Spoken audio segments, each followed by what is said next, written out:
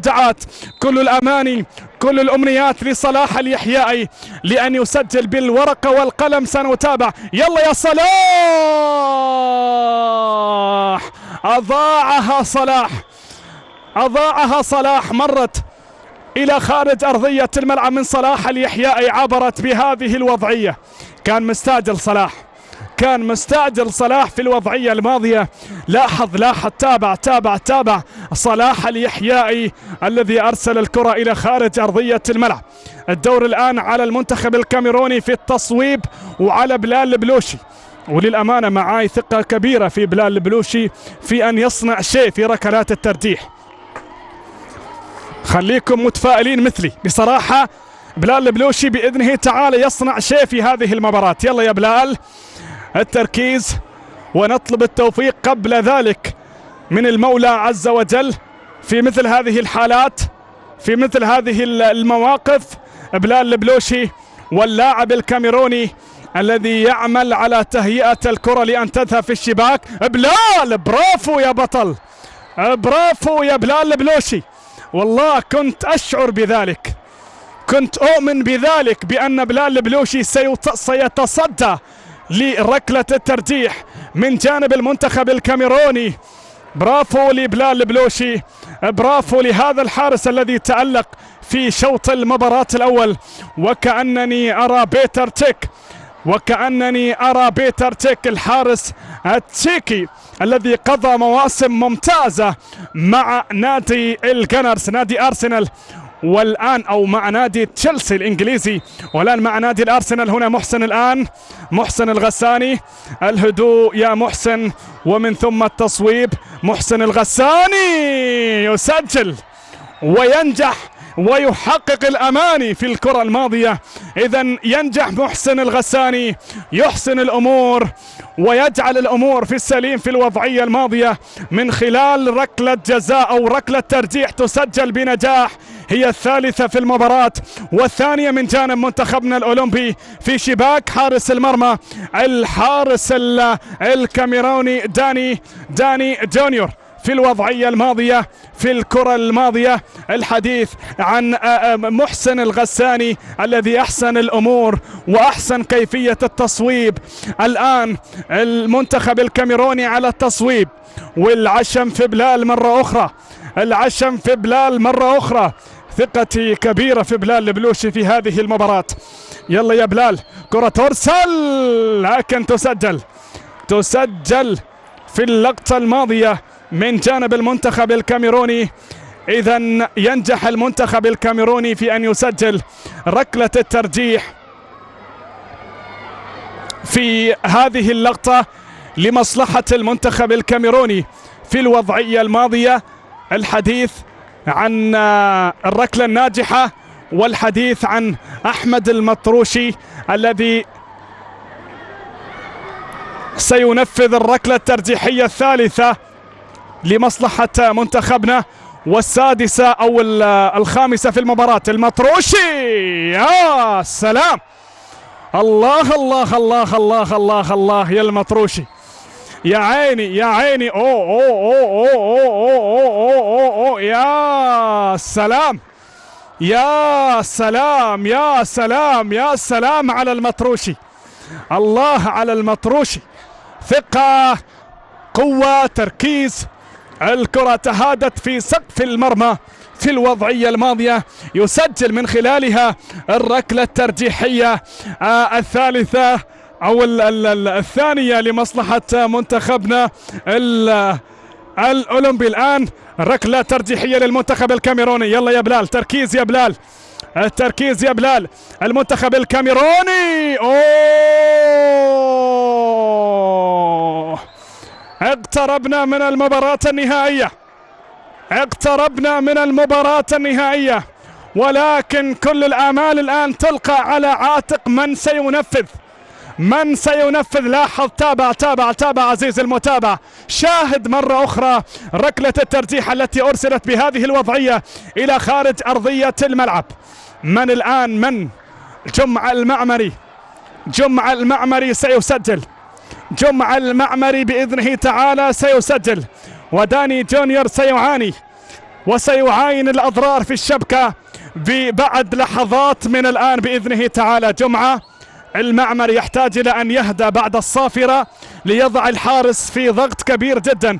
جمعة يتقدم، المعمري يا ولد يا ولد يا ولد يا ولد، الله يا جمعة، الله الله الله الله يا جمعة، ينجح في تسجيل ركلة الترجيح الرابعة والثالثة بنجاح لمنتخبنا الأولمبي. يا ولد يا ولد يا ولد، الله الله الله الله الله، بطريقة ممتازة، بطريقة رائعة في شباك حارس المرمى داني جونيور الذي تحدثت بأنه سيعاين الأضرار في شباكه بعد لحظات، وبالفعل عاينها وشاهدها في الوضعية الماضية الآن للمنتخب الكاميروني. من هذا مالونج بيري سجل أو حاول أن يسجل في أكثر من كرة أثناء سير المباراة في أكثر من تصويبة لكنه لم ينجح. إذا أضاع المنتخب الكاميروني مبروك لمنتخبنا، إذا أضاع المنتخب الكاميروني مبروك لمنتخبنا، لكن يسجل هذا بيري مالونج، يسجل. إذن قوية كانت من بيري مالونج في سقف المرمى، يعلن عن تسجيل الركلة الترجيحية الثانية بالنسبة للمنتخب الكاميروني. الآن وصلنا إلى الركلة الخامسة. إذا سجل لاعب منتخبنا القادم أحمد الكعبي لن ننتظر إلى الركلة الخامسة من جانب المنتخب الكاميروني وستحسم الأمور. إذا سجل أحمد الكعبي تنتهي المسألة، إذا سجل أحمد الكعبي تنتهي المسألة. تحتاج إلى الهدوء ونحتاج إلى الدعوات والتفاؤل، وأحمد الكعبي يتقدم وهو هادي. أضاعها أحمد الكعبي، ولا زالت الفرصة موجودة. لاحظ أحمد الكعبي أرسلها في الزاوية الأخرى لكن عدت مرت وارتطمت بالعارضة في الوضعية الماضية. الفرصة لا زالت موجودة عزيزي المتابع، إذا أضاع المنتخب الكاميروني ركلة الترجيح القادمة نقول مبروك أيضا لمنتخبنا. المنتخب الكاميروني إذا أضاع الركلة الترجيحية القادمة نقول مبروك لمنتخبنا. بإذنه تعالى تشهد تألق لبلال البلوشي، بإذنه تعالى تشهد تألق لبلال البلوشي، بإذنه تعالى ستحضر قفازك يا بلال البلوشي. يتقدم هنا بانجوب يتقدم بانجوب للتنفيذ، سجل بانجوب وأعاد الأمور إلى بدايتها، أعاد الحظوظ إلى بدايتها. الآن سنلعب ركلة بركلة، ضربة بضربة، إذا أصاب ذاك وأضاع ذاك تنتهي كل الأمور. الحديث عن أن منتخبنا لو سجل وأضاع المنتخب الكاميروني تحسم الأمور لمنتخبنا، ولو حدث العكس أضاع منتخبنا وسجل الكاميروني تنتهي المسألة. ماذا أنت فاعل يا جمعة الحبسي؟ ماذا أنت فاعل؟ ما الذي أنت مقبل عليه يا جمعة الحبسي؟ يتقدم الآن جمعة قلب الدفاع، كل الدعوات يا بطل. الله على جمعة، الله على جمعة الحبسي وعلى كيفية التنفيذ. لاحظ تابع في سقف المرمى، قال لها اذهبي ولا تعودي، اذهبي حركي تلك الشباك. شوقي يزداد للنهائي واشتياقي يزداد للنهائي.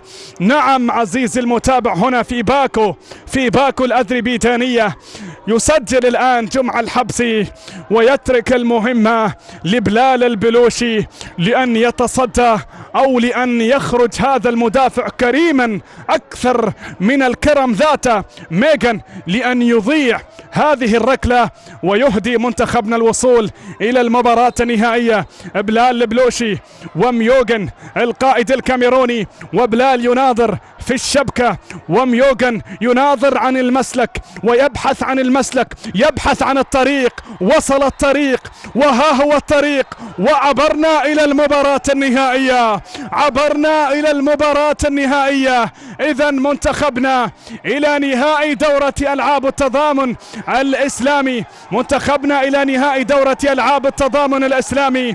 نعم عزيزي المتابع، قادمون لمواجهة المنتخب الأذربيجاني في المباراة النهائية. مبروك لمنتخبنا الأولمبي، هذا التألق، هذا التميز، هذه العناصر الممتازة، هذا الوصول إلى المباراة النهائية، هذه المباراة المشرفة، هذه الظروف العصية المستعصية التي مرت، ولكن استطاع لاعبو منتخبنا أن يعدوا هذه المرحلة، والفضل يعود أولا لتوفيق المولى عز وجل، ومن ثم التألق لحارس المرمى بلال البلوشي ولبقية الأسماء ولبقية اللاعبين. هذا بلال البلوشي الذي تألق في المباراة بصراحة، وأبعد هدفين محققين في شوط المباراة الأول وفي شوط المباراة الثاني. فرحة لمنتخبنا، فرحة لحارس المرمى بلال البلوشي، لبقية العناصر والدموع تنهمر في الطرف الآخر